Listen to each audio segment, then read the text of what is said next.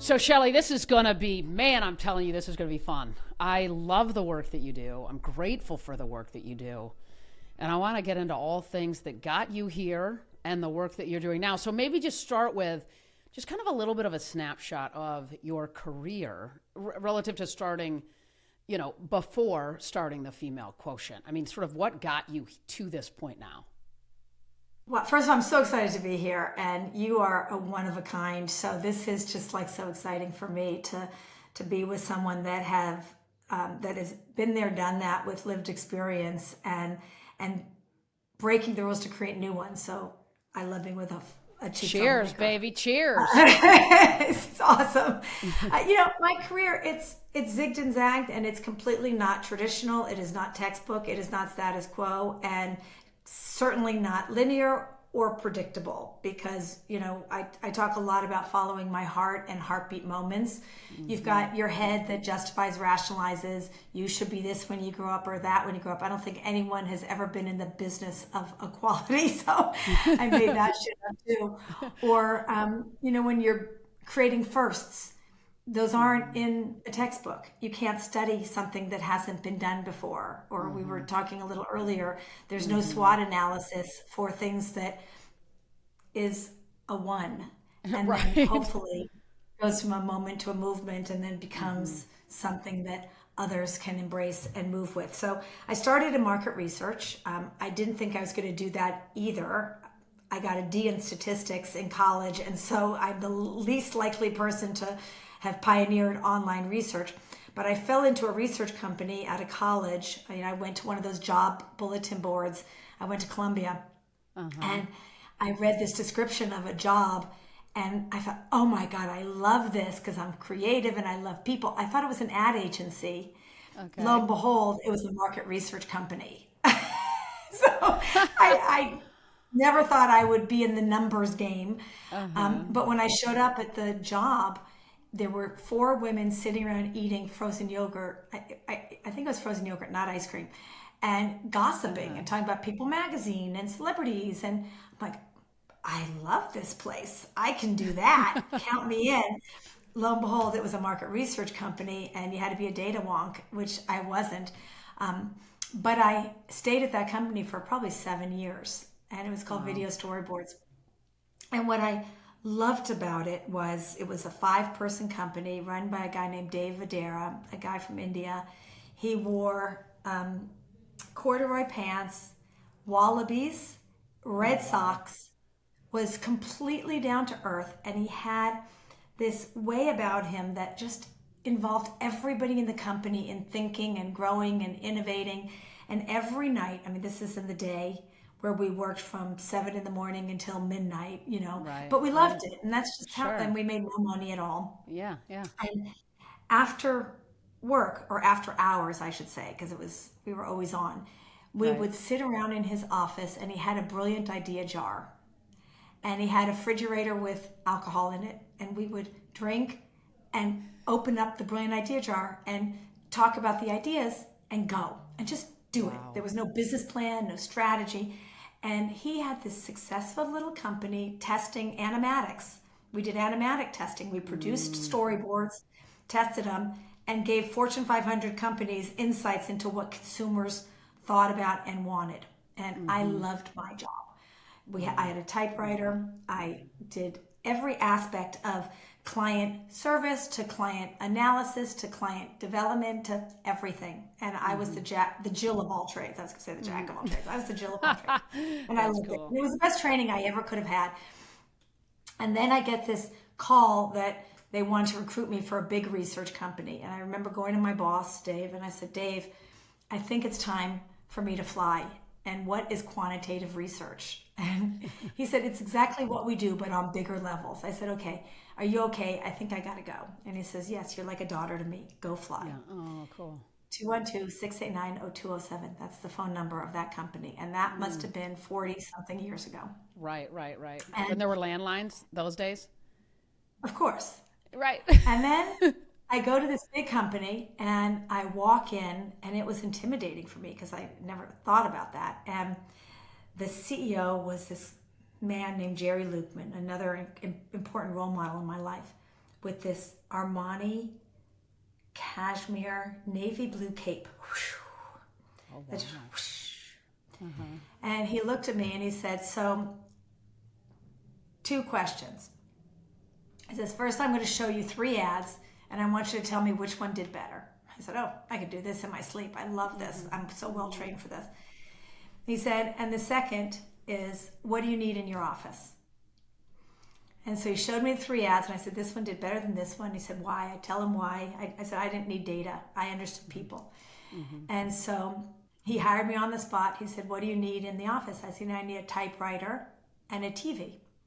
He said, well, I'll give you the TV. I said, because I watched ads, commercials for a living, so I need the TV always on. And I need a typewriter because that's how I think. And he said, well, you're gonna have to evolve to a computer. No way. And that was my really important moment, because on his wall in his office, and he had like a sofa and a table, and he had all of his kids. He was divorced, but he had his ex-wife and all of his children and grandchildren on his wall on pictures. And I love that, because he said, Shelley, I never want you to miss a moment in your life that matters. Your family always will come first. I mean, talk about a conscious leader. I don't care if a man or a woman. He had empathy, compassion, and understood the power of, engaging with employees and keeping them, but also ensuring that we had our values right. We worked the whole our asses person. off, but Yeah. he was a whole person.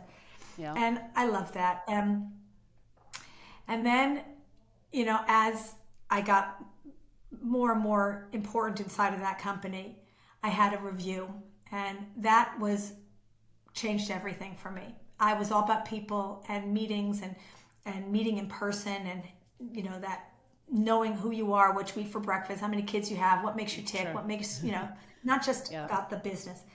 And my review, men, wasn't Jerry. I thought I was amazing, and I was going to get this big raise and whatever. And it was a 6-page typewritten, which I still have today, review. The first paragraph was nice. I'm kind, I'm smart, I'm generous, Then the rest ripped me to shreds.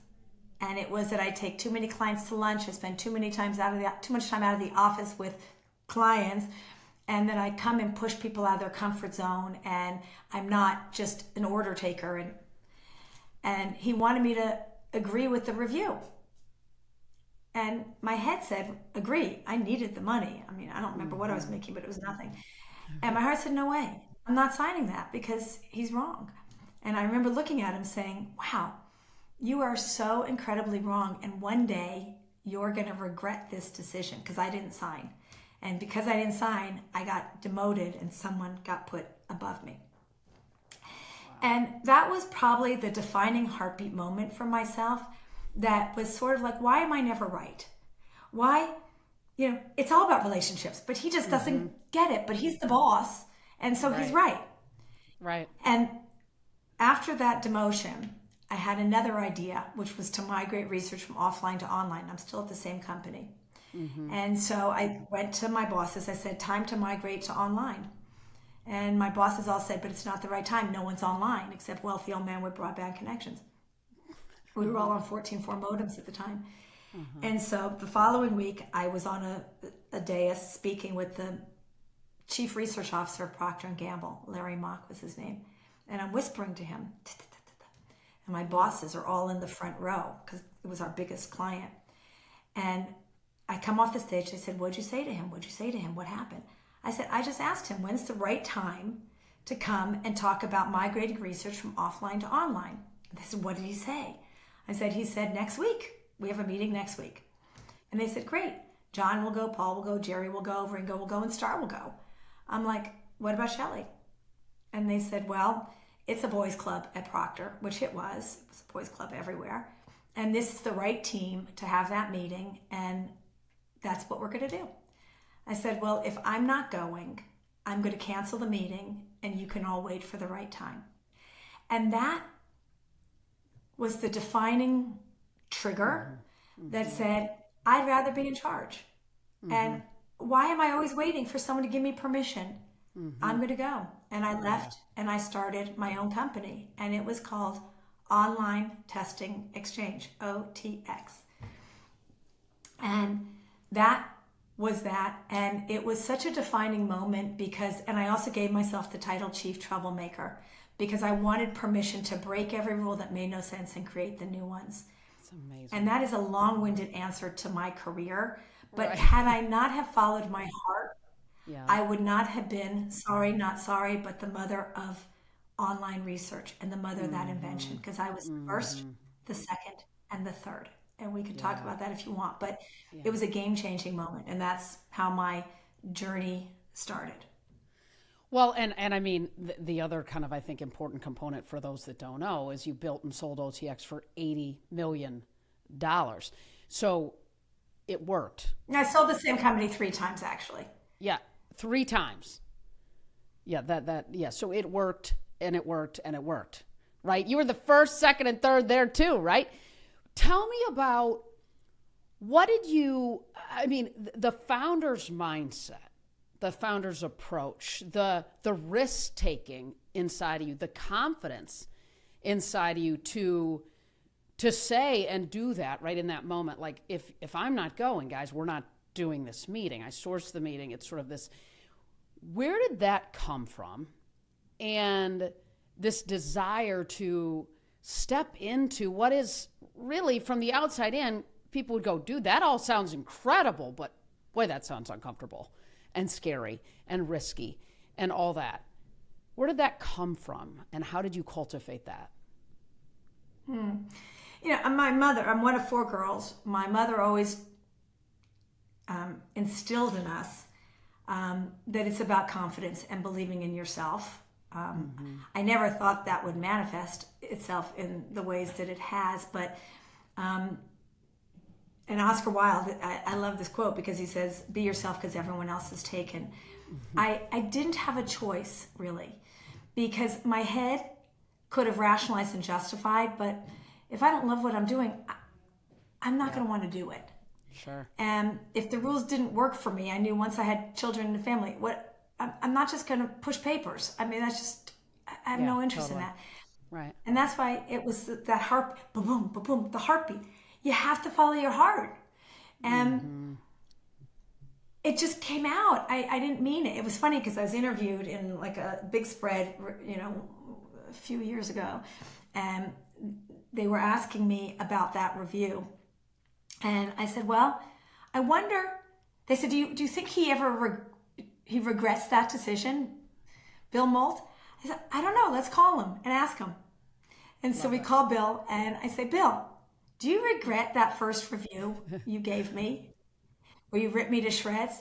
And he said, no. I said, well, why not? You were so mean. He said, because had I have given you a good review, you would have been Oh, status quo, following the rule book. He said, and you wouldn't be where you are today. He said, so I'm so glad you didn't follow my lead on that one. He said, because you were right, and look at you today. And wow. Maybe the other question to him I is, hey, by the way, do you do reviews like that anymore? Right? Would you do reviews yeah, differently in the future? I would imagine the answer is yes, because of you, which is you cool. know, it's so amazing because we have remained great friends. Love And it. he came with his wife to our South by Southwest lounge the other day in Austin. Love it. And I said, Bill, you know, I write about you and talk about you all the time. Because I know. Oh, I that's mean, which awesome. is so good. But you know, I think also I don't think about failure. I think about risk. Like you said, risk. The question really is not, you know, are you willing to fail or what's your favorite failure? I ask the question, how much risk are you willing to take? No risk, no reward.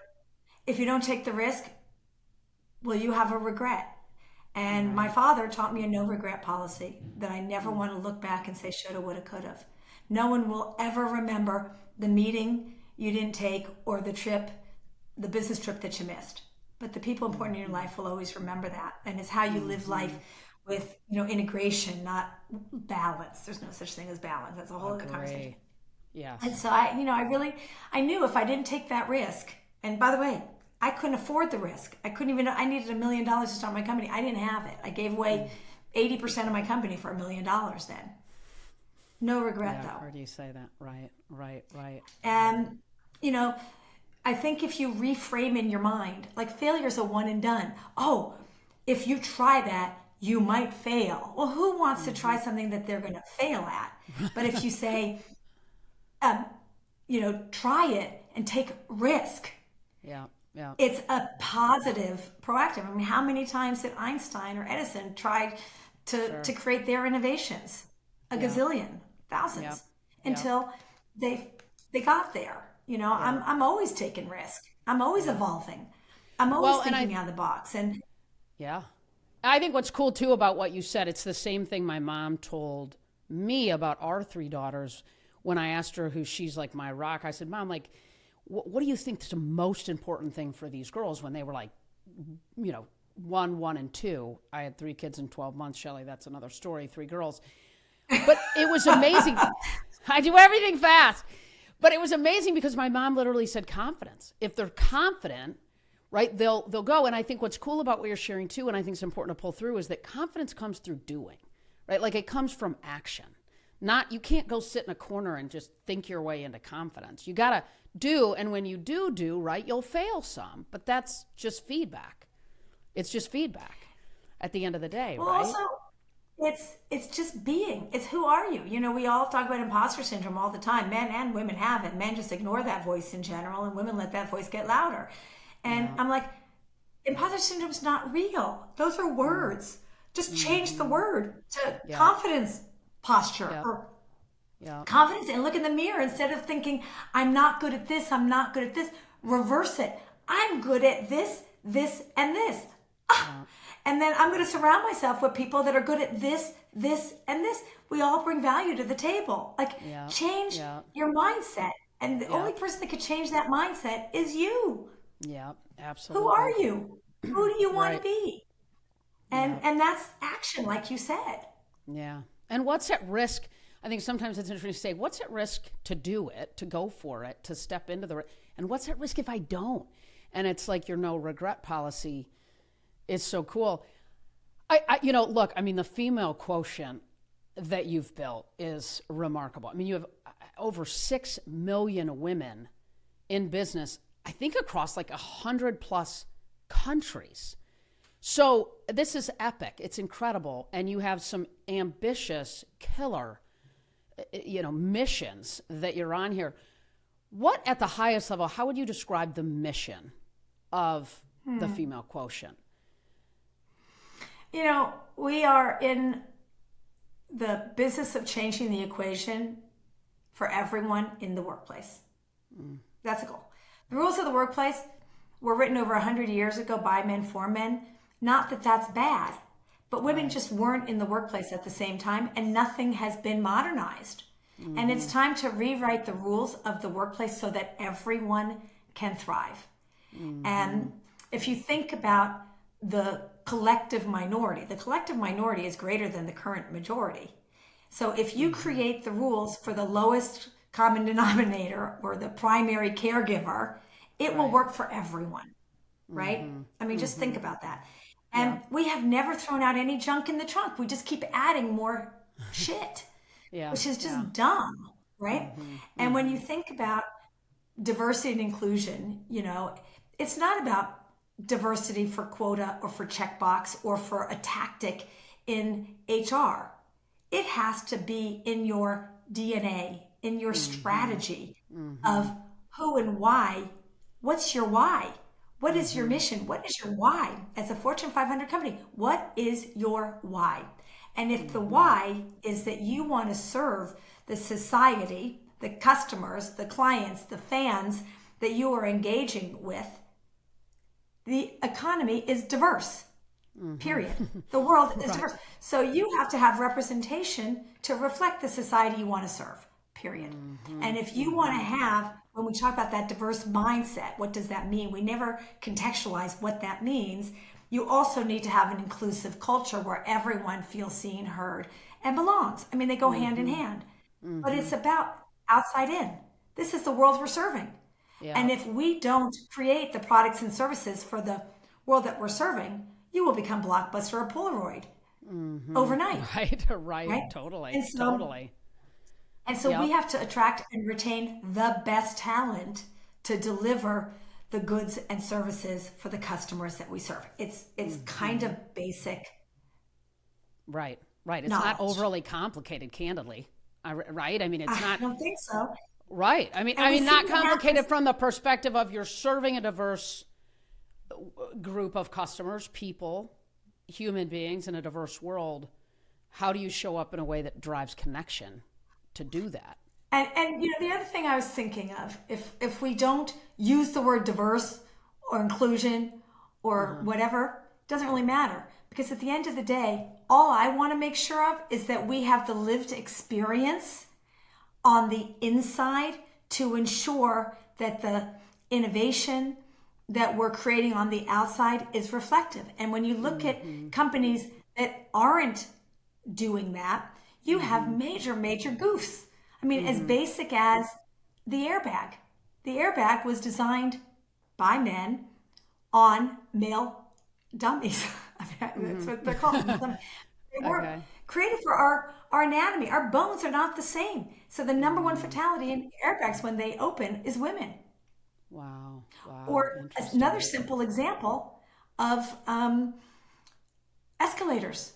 This drives me crazy every single time. I mean, let's just talk about concrete examples of what happens when we are not reflecting the society we serve. How often, if you're wearing high heel little pumps, the heel gets caught in the escalator. Do you know how dangerous that is? Yeah.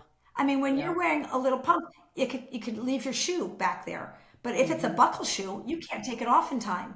Wow. You can fall when you get to the end. You can, if it gets stuck. But these are little examples of the most basic things of why we need to have diversity at the table to reflect the diverse economy we serve.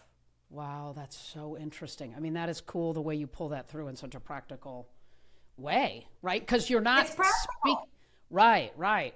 And I think it's interesting. So obviously you're looking at it through a lot of different lenses. One of which you've talked about, which we, that the World Economic Forum, right, from a pay perspective, says it's going to take, I think, 134 years or something, 5 generations, right, to quote unquote close the pay gap.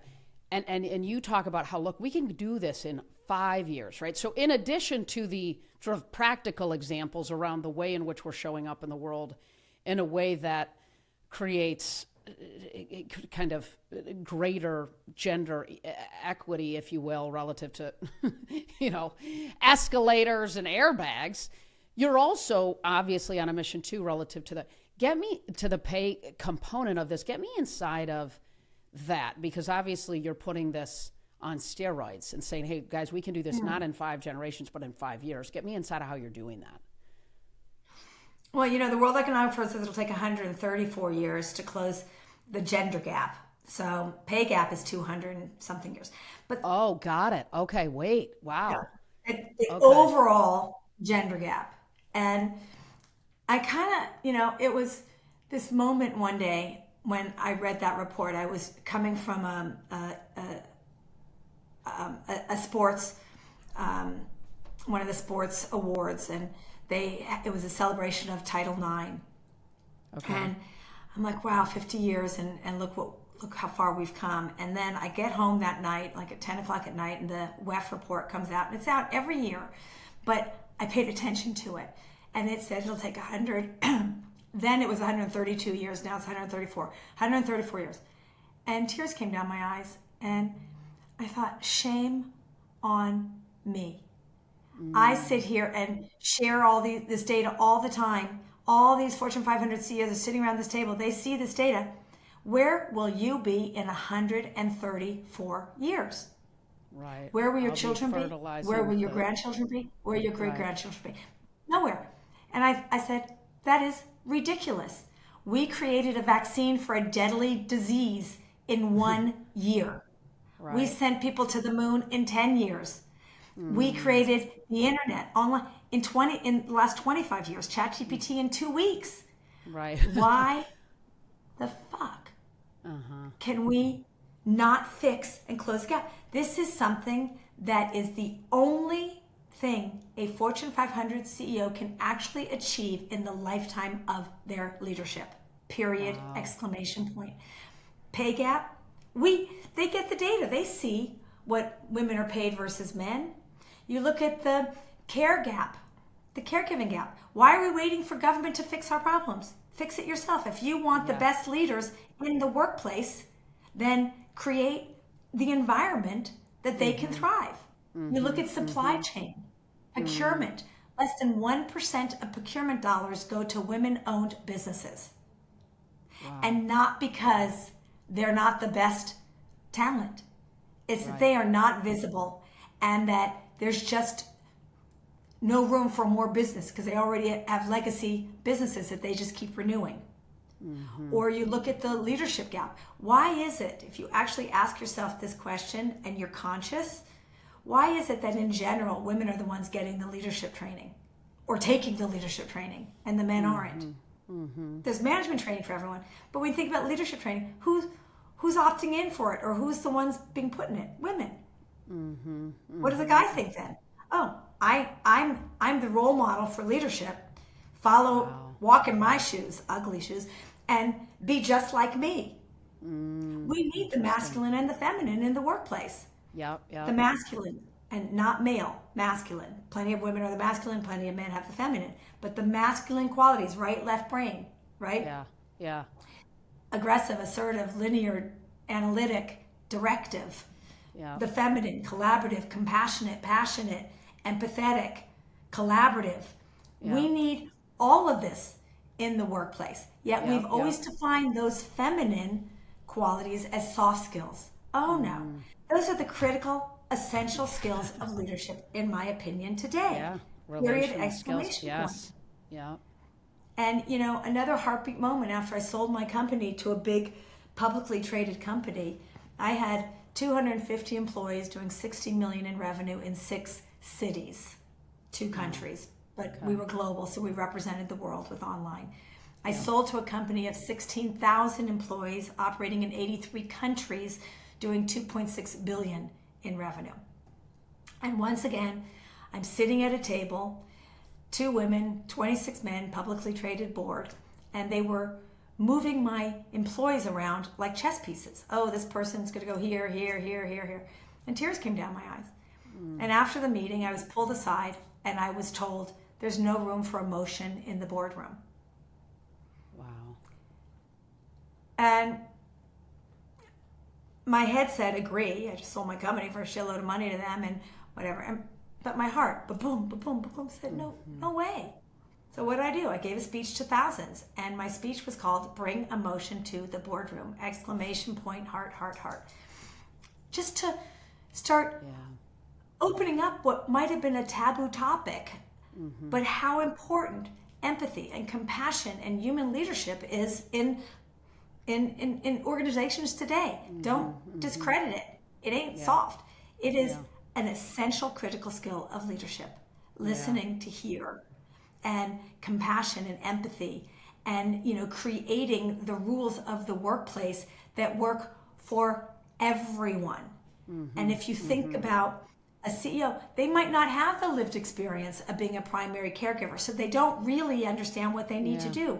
Or they might not ever have received a paycheck that they realized was less than a counterpart doing the same job. They might not understand that. But if you actually listen and feel your constituents, which the most important asset of a company is your people, of what they need to thrive, that's a conscious leader. I love how you talk about it. You don't have to have the lived experience, but you need to understand it so that everyone has the opportunity to thrive in the workplace. Yeah. I know, and I love how you talk about the conscious leader, right? Because, and it's cool to hear you talk about, like you gave 2 examples of 2 guys that you worked for and led you and you learned from, and you have a great relationship with them still, and you respect the heck out of them. And for me, I mean, as I worked for a man for a long time who was an incredible person to work for, who I still have a great relationship, and I appreciate him deeply. And all of the athletes and coaches, 90% of them were guys, right? So it's just fun to see the lens. You're less worried about the masculine or the feminine per se, or the male or the female. It's more about how do we put the skills and the conscious leaders, if you will, in the room. Worry less about the gender component and more about how we're showing up in service of making both our organizations and the world better, the way that we do what we do, regardless of gender. And I think it's a powerful lens shift, right? Because I think when we sit around and worry too much about what we're not getting because of who or what we are versus saying, wait a minute, how can I mean, when I was a female agent, I mean, I was like, wait a minute, maybe I'm crazy. And you get that little voice that's like, dude, these guys think you're somebody's girlfriend or wife. You never played in the big leagues. You didn't coach at the D1. Versus saying, wait a minute, maybe this is actually kind of a killer thing because you're different in a good way to provide a way to show up that's different from the other people that you're competing with. And so it was less about what I wasn't and more about how I could take what I was to serve better. So I mean, your lens is so cool. And I guess part of me, though, in service of sort of dialing this in more, there is all these components to the gap: leadership gap, financial gap, seat at the table gap, all of that. But how, like, I guess to go back, are you going to close it in, and how are we, I guess I should say more than anything, close this in a few years, 5 years? And what does support look like for you, too, with the female quotient, for people, women in the world, too, men in the world, all of us? It's a mindset. It's a choice. Yeah. It's prioritization. It's being conscious. So many people will say it's unconscious bias. Well, if you use the word unconscious, you're conscious.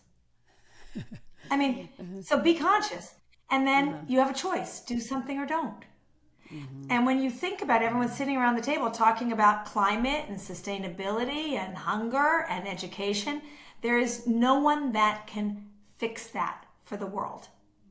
But what you can fix is what happens in your workforce and workplace. Mm-hmm, mm-hmm. They're all tangible things that are fixable with choice. You just have to want to do it. Change is possible if you want it. Okay, perfect example. I talked about 100 years ago. Nothing has changed in the workplace. But you know when it did change? Tell me. When did the workplace change? With COVID. When women started... sorry. Right. With right. COVID. Yes, 100%. COVID happens, and within 1 minute, everyone had to shift. Yeah. Everyone had to evolve. Everyone had to create new rules of the road in a minute flat.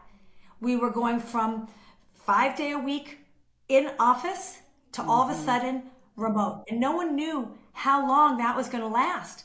2 days, 2 weeks, 2 months, patterns don't change. 2 years, patterns change. And all of a sudden, new technology was created in a heartbeat, Zoom or Teams or Riverside, whatever. Yeah. This became a thing like this overnight. And we had to hire different kind of leaders with different kind of mindset. It was a mindset shift. And no one failed in that. We all did it. Found a way. Boom. Yeah. There's always a way. There's everything. Anything is possible if you want it. Period. Yeah. And that's part of what I'm saying. Yeah. Go ahead, Shelley. Sorry. Go ahead. And that's what I'm saying. 5 years, easy. It's not hard. We could have sent women to the moon in 10 years, but we didn't have the spacesuit for them, which was, if we would have been conscious about that, right? But when you don't have a spacesuit for women, it basically says, no women welcome here because we don't have a spacesuit that fits you. Wow. Right? Totally. Yeah. Come on in. Yeah. Come on in.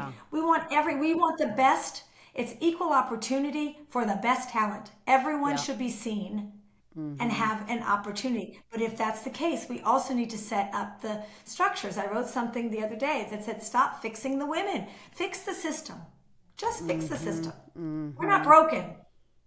Yeah. So you're right. And so part of how you're doing this, I know, is like you're meeting with and working with, right, tons of leaders. And that's sort of what you're alluding to, is like, we need people inside of organizations and companies, right? Is that what I'm hearing?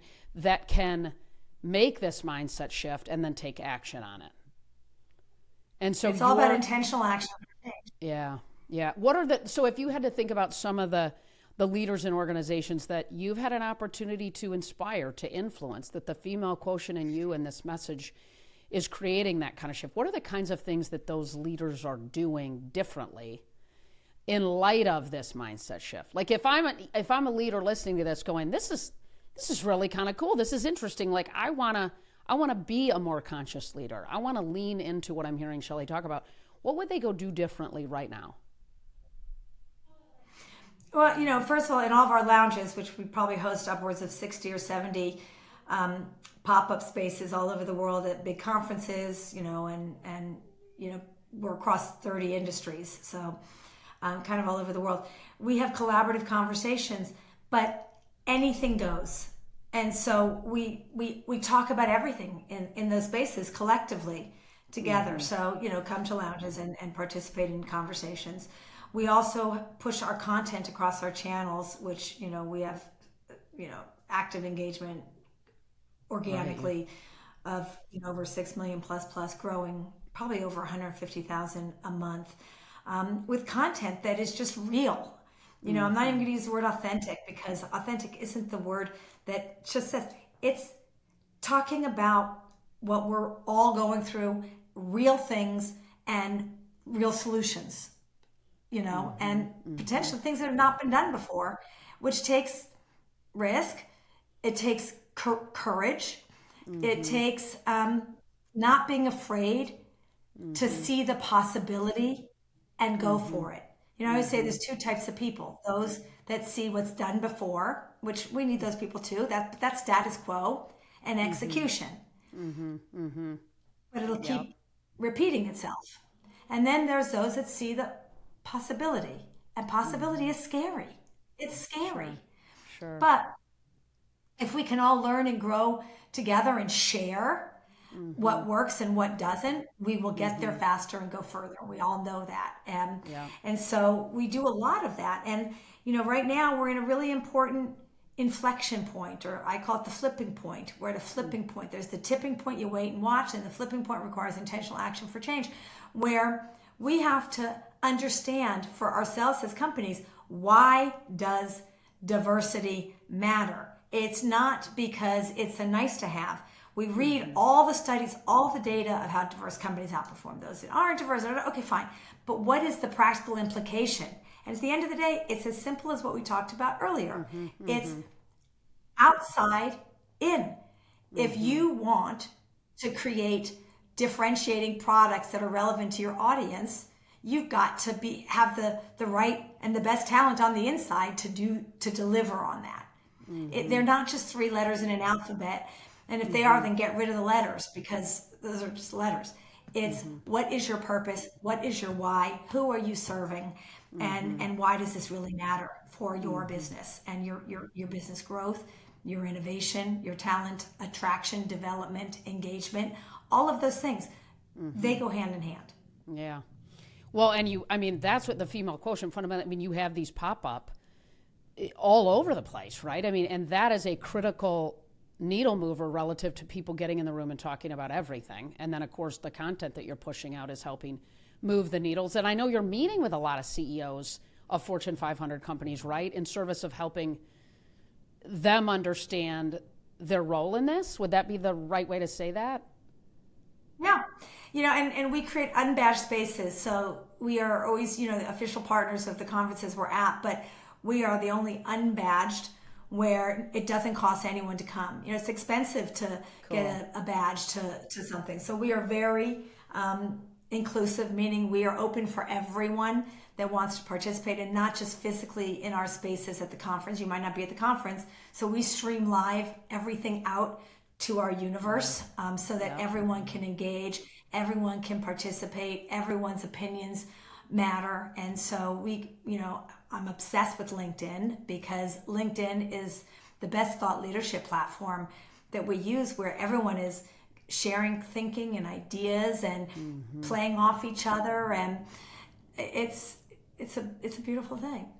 How do people that want to be conscious leaders and inside of organizations or individuals, how do they step into the female quotient more and the work that you're doing, and where would you tell them to start? Follow, if you're follow on LinkedIn or on Instagram, or we have TikTok, we have YouTube, but I think LinkedIn and Instagram are great places to follow, because it also is very conversational and everyone participates. So that's great. The other way is come to lounges, or just watch the content from the lounges, and get started. And it's shared tips. When it's not in a textbook, there's nothing to read. You're right. But it's about living and breathing today, and just trying things, and trying things is really scary. But if you don't try, you'll never know. Think about all the expressions that were written that make so much sense. Follow your heart. Female intuition. That's the feminine. It should be feminine intuition, but it's the female intuition. It's lived experience. I can't tell you about or write a new rule for something I haven't experienced, but if I can ask you about it, you'll be able to share with me. And that lived experience, it's research. I'm back to my research days, but instead of just, asking on surveys, we talk to everybody. And it's that community of lived experiences that help us all come up with some new ways forward. To me, it's not about what was wrong or broken or whatever. It's about progress forward. Let's just close the doors that aren't working, and open new ones, and try and see what sticks, and then share it, so that we don't all have to keep regurgitating the same damn stuff. Well, and it's so, whenever I, facilitate, for example, or in a room, the room has the answers almost more than the teacher, the coach, the facilitator. They have, if you just sort of can help ask the right questions, they'll come up. They have the answers, right? What was that TV show? What was the TV show where it was phone a friend, 50-50? Right. Oh, God, it was so good. And ask the audience. And the ask the audience, and I can't remember the statistic, but the ask the audience was right 96% of the time. That's incredible. Right. Yeah. To your point. Oh, who wants to be a millionaire? Oh, there you go. Yeah, that's right. No, they have it. And so it's all on female quotient, the female quotient on LinkedIn, Instagram, all that. That's where they can, that's cool. All right, Shelley, I want to hit you with femalequotient.com. Femalequotient.com. I want to hit you with a couple quick sort of rapid fire. You don't seem like you're moving too slow, so I think you got this, girl, is kind of what's coming up for me. But what's a piece of advice? What piece of advice do you wish you'd gotten earlier in your career? You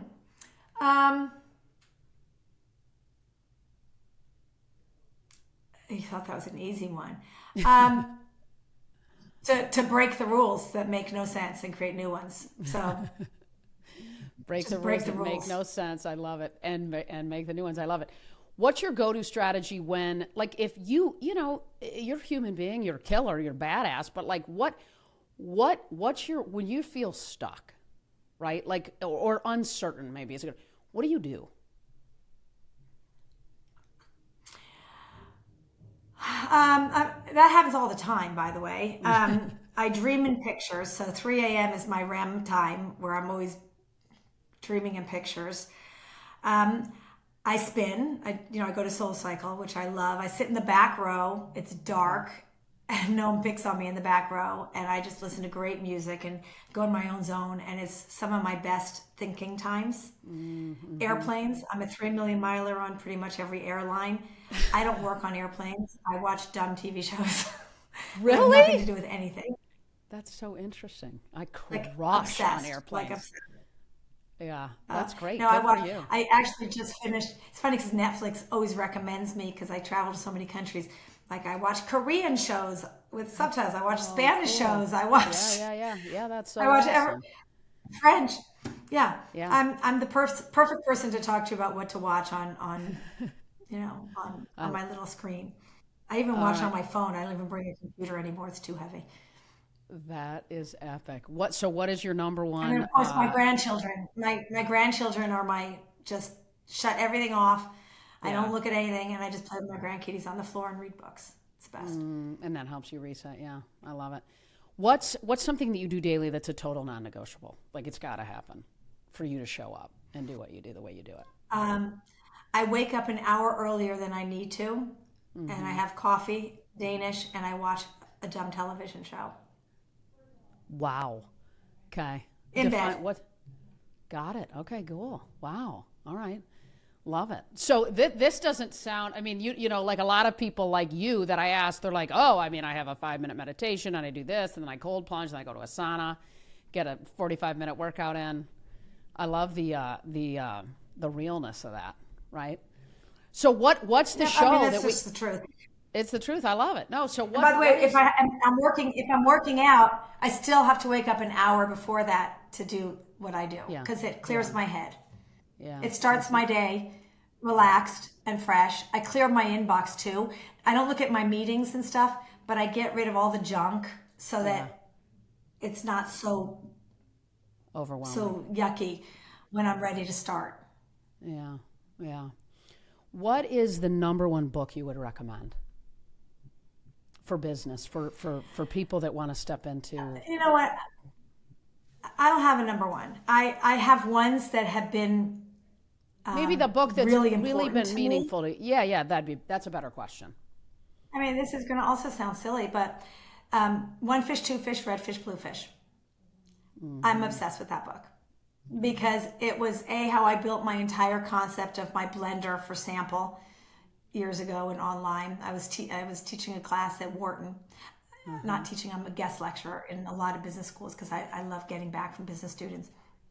And I was explaining to them how I built the whole online concept. And I said, I had closed my eyes. I thought about random digit dialing, which is how we did offline research at the time with telephone and everything. And I had to replicate that in a world that didn't have sample, but I had to make it representative. And I said, oh, it's sort of like red fish, one fish, two fish, red fish, blue fish. And I said, everyone get up. We're going to go down to the library. And we went down to the library. They had a kids section. And I read the book, One Fish, Two Fish. I said, this is what the sample was like. You need to have all kinds of fish in the ocean or in to have the ecosystem. And I said, and you needed big fish, little fish, different fish.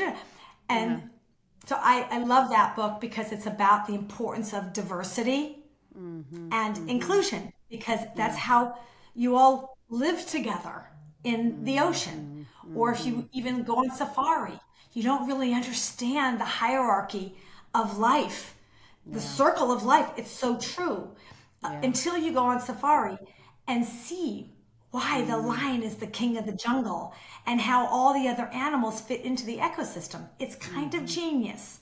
Yeah. And you need that diversity Yeah. to succeed. And it was so obvious. The other book I'm obsessed with is, and I'm not going to say this right, but it's something called the three box something. And a professor from Dartmouth, his name is Vijay Gupta, something like that. Okay.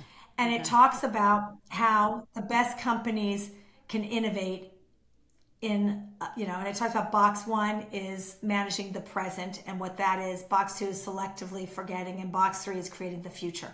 And it is so true because I've watched, especially as a company like mine, a little company bought by a big company, they get swallowed, and how you need to set companies up for success to ensure continuous innovation and relevance and resilience. That's cool. I love that. then We'll add I that have to a the show million notes books. and look it up. I can only imagine you read And a then a ton. million books by my girlfriends that, I have the best library in my office and in my house and in my storage and in my garage, because I have hundreds and hundreds of amazing books. So anyone that needs great recommendations, I got you. I love it. I love it. All right. So who or what is a game changer who inspires you and why? I have to say my mom. I have a million, other game changers, but my mom, and this is so crazy, I didn't even realize this. My mother created the first conference for women for the state of California for Pete Wilson, and that was over 30 something years ago. Wow. And I must have been, I just turned 63, so I might have been 30 years old when I went to the first conference that she created. Maria Shriver took it over after my mother. Wow. But I went to this, 5,000 women showed up year one, and I was 30 years old. And so I didn't really understand. I didn't have a child yet at the time. I had a child right after that. So I wasn't the primary caregiver. And how women would talk about or even ask questions that seemed so vulnerable. And I remember thinking to myself, my God, how does that woman just get up and ask that question in front of all these people and not be afraid to ask it or something? And that was my mom. She raised her children, and then after she raised all four of us, there's 4 girls, right. She actually got the job to be the senior policy advisor for Pete Wilson, the former governor of California. And she created the first conference for women. I said, Mom, what made you think about that at the time? She goes, well, it wasn't for the reasons you do it today. It was just because Pete wanted to connect with women, and by having this conference, he thought he would be able to do that. Wow. And I found the first agenda, the first brochure from 30 years ago, and wow. I was blown away. It's the same things we talk about today. It was so progressive. I mean, I'm like, she was a game changer.